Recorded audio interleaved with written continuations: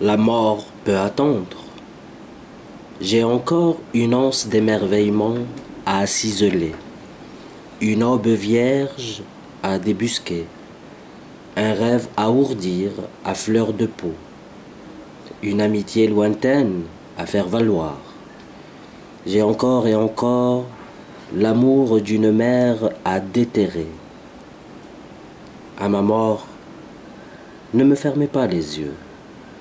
Laissez la terre s'en charger.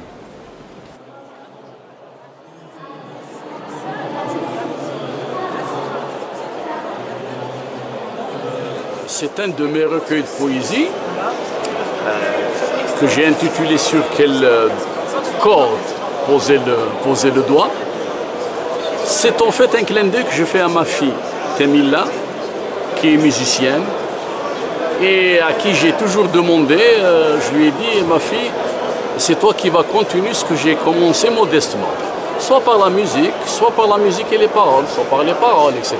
Parce que je sais qu'elle a le fond et elle a les compétences langagières pour ce faire. Bon, bref, c'est un comment dirais-je, à deux, c'est un truc homérique. Oui, non, etc. C'est un peu une convocation que je fais à mon passé, à ma mémoire, aux amis que j'ai rencontrés dans ma vie. Parce que je vois en ce moment mes horizons bouchés. C'est un peu le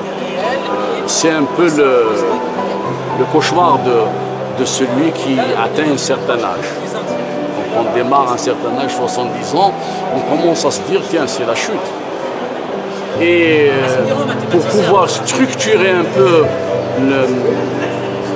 mes lendemains, mes journées, je fais appel à mes mémoires, je fais appel à mes rêves, aux amis que j'ai rencontrés, hommes ou femmes, etc. Ceux et celles qui m'ont marqué.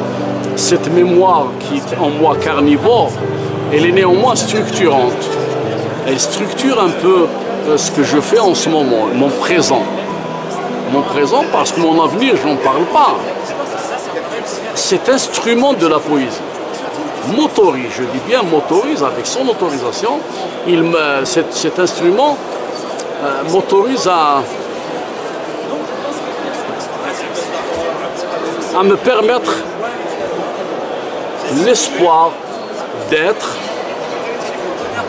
de parler encore, de sourire encore et de me rappeler cette vie antérieure, l'enfance, l'adolescence, un peu la vision politique que j'ai du pays aussi. C'est important.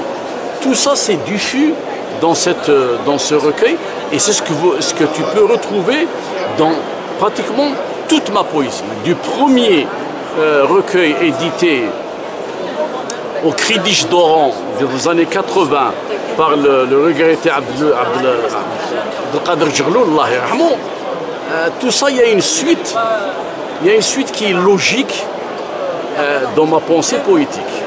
Ce sont des sommes de poésie, et comme le disait le regretté Jamal Amrani.